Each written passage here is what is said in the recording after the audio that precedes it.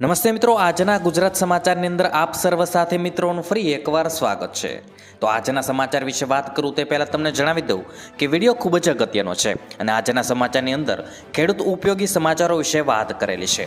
તો વિડીયોને છેલ્લે સુધી જોતા રહેજો અને ચેનલને હજુ સુધી સબસ્ક્રાઇબ ના કરી હોય તો તે પણ કરી લેજો। તો મિત્રો વાત કરીએ આજના સૌથી પહેલા સમાચારને લઈને। તો વરસાદ માટે ફરી થઈ જજો તૈયાર। મિત્રો, ગુજરાતમાં હાલમાં ભારે બફારો જોવા મળી રહ્યો છે અને તાપમાનનો પારો 30 ડિગ્રી સેલ્સિયસ કરતાં વધુ નોંધાઈ રહ્યો છે। તેમાં પણ કેટલાક જિલ્લાઓમાં તો મહત્તમ તાપમાનનો પારો 35 ડિગ્રી સેલ્સિયસ કરતાં પણ ઊંચો જઈ રહ્યો છે। ત્યારે હવામાન વિભાગ દ્વારા હજુ એક વરસાદના રાઉન્ડની આગાહી વ્યક્ત કરવામાં આવી છે। મિત્રો, આગામી 7 દિવસ રાજ્યમાં વિવિધ ભાગોમાં ક્યાંક મધ્યમ અથવા તો ભારે વરસાદ વરસી શકે છે। ત્યાર પછી મિત્રો મહત્વના સમાચાર વિશે આગળ વાત કરીએ તો ગામડાઓમાં કોન્ક્રીટ માર્ગો બનાવાશે। મિત્રો, રાજ્યના ગામડાઓમાંથી પસાર થતા રસ્તાઓમાં આવેલા ગામતળની લંબાઈના માર્ગોમાં પાણી ભરાઈ જવાથી તથા વધુ ટ્રાફિક ભારણ થવાથી ડામર રસ્તાની સપાટી વારંવાર ખરાબ થઈ જતી હતી। મિત્રો, સીએમ ભૂપેન્દ્ર પટેલે આ સમસ્યાના કાયમી અને લાંબા ગાળાના નિવારણ તરીકે સુવિધાપથ અંતર્ગત ગામતળની લંબાઈમાં 5.50 મીટર કે ઉપલબ્ધ પહોળાઈમાં કોન્ક્રીટ રોડ બનાવવા માટે કુલ મિત્રો 668.30 કરોડ રૂપિયાની ફાળવણીને મંજૂરી આપી છે। ત્યાર પછી મિત્રો મહત્વના સમાચાર વિશે આગળ વાત કરીએ તો ઈ-કેવાયસી દેશના કોઈ પણ ખૂણેથી કરી શકાશે। મિત્રો, જે લોકો આજીવિકા માટે ગામ છોડીને અન્ય રાજ્યોમાં કામ કરે છે તેમને રેશન કાર્ડનું ઈ-કેવાયસી કરાવવા માટે ઘરે આવવાની જરૂર નથી। તેઓ જ્યાં કામ કરતા હોય ત્યાં નજીકની સરકારી કરિયાણાની દુકાનની મુલાકાત લઈને ઈ-કેવાયસી કરાવી શકે છે। મિત્રો, આ માટે રેશન કાર્ડ નંબર અને આધાર કાર્ડ હોવું ફરજિયાત છે, જેથી મિત્રો બાયોમેટ્રિક વેરિફિકેશન થઈ શકે।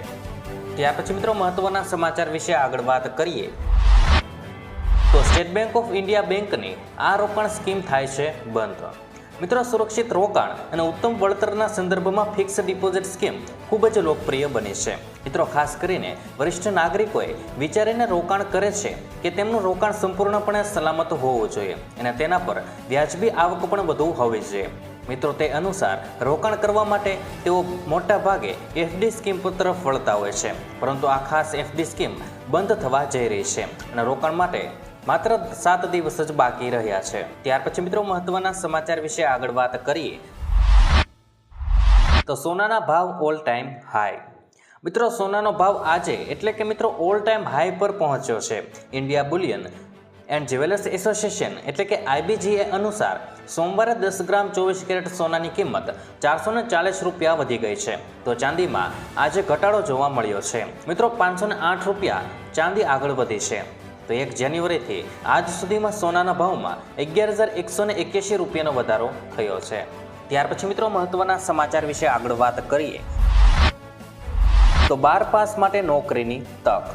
મિત્રો, 12 પાસ નોકરીની રાહ જોતા ઉમેદવારો માટે ગુડ ન્યૂઝ આવ્યા છે। રેલવે બોર્ડે 3000થી વધુ જગ્યાઓ પર ભરતી કરવા માટેની જાહેરાત બહાર પાડી છે।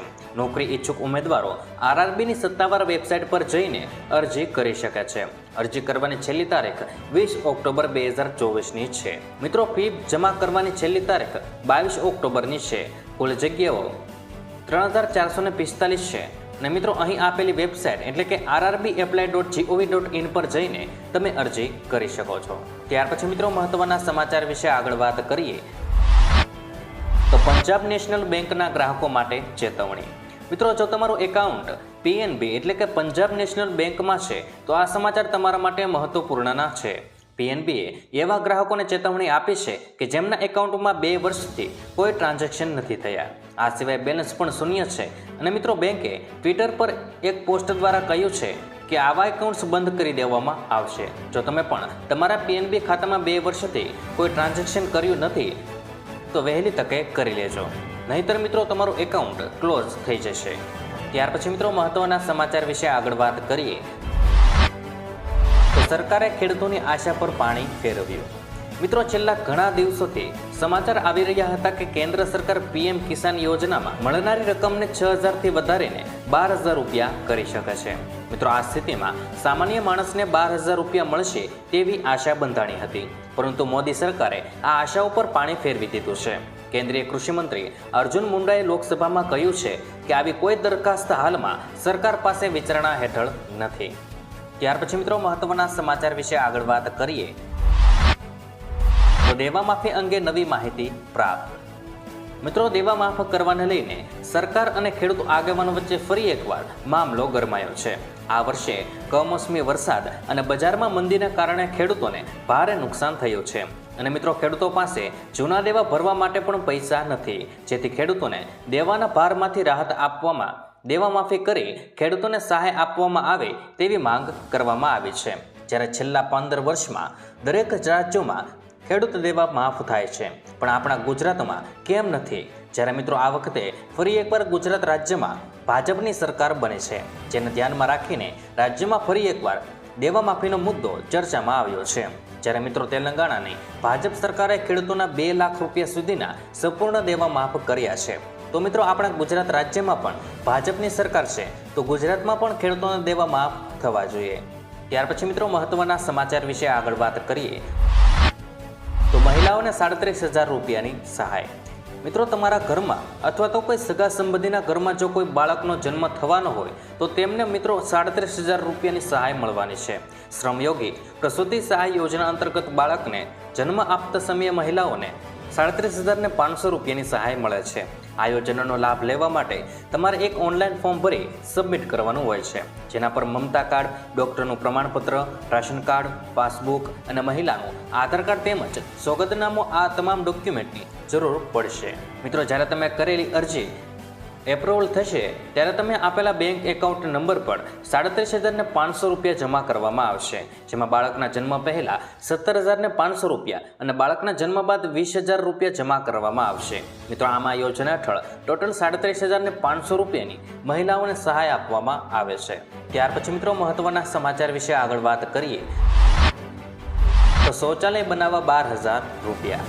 મિત્રો, ભારતને સ્વચ્છ બનાવવા માટે ભારત સરકાર દ્વારા મફત શૌચાલય યોજના શરૂ કરવામાં આવી હતી. મફત શૌચાલય યોજના 2024 માટેની અરજીઓ ગ્રામીણ અને શહેરી બંને વિસ્તારોમાં શરૂ થઈ ગઈ છે. આ યોજના સંબંધિત અન્ય માહિતી આજના લેખમાં મિત્રો ઉપલબ્ધ છે, જેમાં તમને જણાવી દઈએ કે આ યોજના હેઠળ 2019 સુધીમાં દરેક ઘરમાં શૌચાલય બનાવવાનું લક્ષ્ય નક્કી કરવામાં આવ્યું હતું, જે મિત્રો હવે 2024 સુધી લંબાવવામાં આવ્યું છે. હવે સરકાર સ્વચ્છ ભારતને પ્રોત્સાહન આપવા માટે નવા પગલાં લઈ રહી છે. ત્યાર પછી મિત્રો મહત્વના સમાચાર વિશે આગળ વાત કરીએ તો નવરાત્રી ઉપર સરકાર એક્શન મોડમાં. મિત્રો, સરકારની માર્ગદર્શિકા મુજબ નવરાત્રી દરમિયાન ગરબા આયોજકો માટે કડક નિયમો બનાવવામાં આવ્યા છે, જેમાં નાગરિકોની સુરક્ષા માટે વીમા પોલિસીથી લઈને ગરબા પંડાલમાં સીસીટીવી ફરજિયાત બનાવવા સુધીની દરેક બાબતનો સમાવેશ થાય છે. આ સાથે કોન્ટ્રાક્ટર સિક્યુરિટી સાથે જમા કરવાનો રહેશે અને આ સિવાય અગ્નિશમન સુવિધા અને વિદ્યુત ઉપકરણોની અધિકૃત વિગતો આપવી જરૂરી રહેશે. ઇમરજન્સીની સ્થિતિમાં કાર્યક્રમ સ્થળે એમ્બ્યુલન્સ અને ડોક્ટર હાજર રહેશે અને આ સાથે સ્થળ પરના ખાણીપીણીના સ્ટોલ માટે ફૂડ ઇન્સ્પેક્ટરની મંજૂરી લેવી જરૂરી છે. ત્યાર પછી મિત્રો મહત્વના સમાચાર વિશે આગળ વાત કરીએ તો ખેડૂતોને 5 વર્ષ સુધી મફત મળશે વીજળી. મિત્રો, મહારાષ્ટ્રના ખેડૂત ભાઈઓ માટે સારા સમાચાર આવ્યા છે. રાજ્યના 44 લાખ ખેડૂતોને આગામી 5 વર્ષ માટે એપ્રિલથી મફત વીજળી આપવામાં આવી રહી છે. જ્યારે મુખ્યમંત્રી સૌર કૃષિ વહીની યોજના અને સોલાર પાવર પંપ યોજના દ્વારા દિવસ દરમિયાન વીજળી પૂરી પાડવામાં આવશે. આ સાથે કેન્દ્ર સરકારની પ્રધાનમંત્રી સૂર્યઘર મફત વીજળી યોજના દ્વારા ઘરેલું વીજ ગ્રાહકોને વીજ બિલ પણ શૂન્ય થઈ રહ્યું છે. રાજ્યના મુખ્યમંત્રી એકનાથ શિંદેએ કહ્યું છે કે રાજ્ય સરકાર આ યોજનાઓને અસરકારક રીતે અમલમાં મૂકીને ખેડૂતો અને ઘરેલું વીજ ગ્રાહકોને મોટી નાણાકીય રાહત આપવા માટે પ્રતિબદ્ધ છે. પ્રધાનમંત્રી સૂર્યઘર મફત વીજળી યોજના દ્વારા રૂફટોપ સોલાર પાવર પ્રોજેક્ટ દ્વારા ઘરેલું ગ્રાહકોને વીજળી બિલ શૂન્ય છે. તેમજ સરકાર તે અને ઓપન કેટેગરીના ખેડૂતો માટે સોલાર ફાર્મ પંપ યોજના જાહેર કરી છે. 10% અને અનુસૂચિત જાતિ અને જનજાતિના ખેડૂતોને 5% ચૂકવીને 7.5 હોર્સ પાવર સુધીના કૃષિ પંપ અને સોલાર પંપ મળશે. ત્યાર પછી મિત્રો મહત્વના સમાચાર વિશે આગળ વાત કરીએ તો પીવીસી પાઇપલાઇન ખરીદવા 22,500ની સહાય. મિત્રો, ખેડૂતોને પીવીસી પાઇપલાઇન ખરીદવા માટે 22,500 રૂપિયા સુધીની સહાય આપવામાં આવશે. આ યોજના એ ખેતીવાડીની યોજના છે, જેની અંદર તમને વધુમાં વધુ રૂપિયા 22,500 સુધીની સહાય આપવામાં આવશે। આ યોજનાની અંદર 3 પ્રકારની પાઇપો માટે સરકાર દ્વારા સહાય આપવામાં આવે છે। આ યોજનાનું નામ છે વોટર કેરિંગ પાઇપલાઇન, જે મિત્રો ખેતીવાડીની યોજના છે, જેની અંદર ખેડૂતોને પાણી લઈ જવા માટેની પાઇપલાઇન માટે સહાય આપવામાં આવે છે। જેની અંદર 3 પ્રકારની પાઇપો મિત્રો, એક HDP પાઇપ, એક PVC પાઇપ અને એક લેમિનેશન વોવેન ફ્લેટ ટબ, આ 3 પ્રકારની પાઇપલાઇન ઉપર અલગ અલગ રીતે સહાય આપવામાં આવે છે। યોજનાની અંદર સામાન્ય ખેડૂતોને કિંમતના 50% અથવા તો 15,000 જે બંનેમાંથી ઓછું હશે તે મળવાપાત્ર રહેશે। HDP પાઇપ માટે 50 પ્રતિ મીટર, PVC પાઇપ માટે 35 પ્રતિ મીટર અને HDPE લેમિનેશન વોનેન ફ્લેટ ટ્યુબ માટે 20 રૂપિયા પ્રતિ મીટર અને અનુસૂચિત જાતિના ખેડૂતો માટે 75 અથવા તો 22,500 જે બંનેમાંથી ઓછું હશે તે મળવાપાત્ર રહેશે। તો મિત્રો, આજના દરેક સમાચાર અહીં કામના પૂર્ણ થાય છે। આપને કહેવા લાગ્યા એ કોમેન્ટ બોક્સમાં જણાવી દેજો અને વિડીયો કામનો લાગ્યો હોય, સમાચાર ઉપયોગી લાગ્યા હોય તો મિત્રો આ વિડીયોને એક લાઇક કરી દેજો, જેથી કરીને અમને પ્રોત્સાહન મળતું રહે અને દરરોજના ખેડૂતને લગતા, હવામાનને લગતા અને ગુજરાતમાં પળે પળના સમાચાર મેળવવા માટે ગુજરાતની આ ચેનલ તાતની વાતને સબસ્ક્રાઇબ કરી લેજો, જેથી કરીને ગુજરાતની દરેક અપડેટ્સ તમને મળતી રહે। તો મિત્રો, હું મળીશ તમને આવતીકાલે નવા સમાચારો સાથે અને નવી માહિતી સાથે। ત્યાં સુધી મિત્રો મને રજા આપશો। ધન્યવાદ।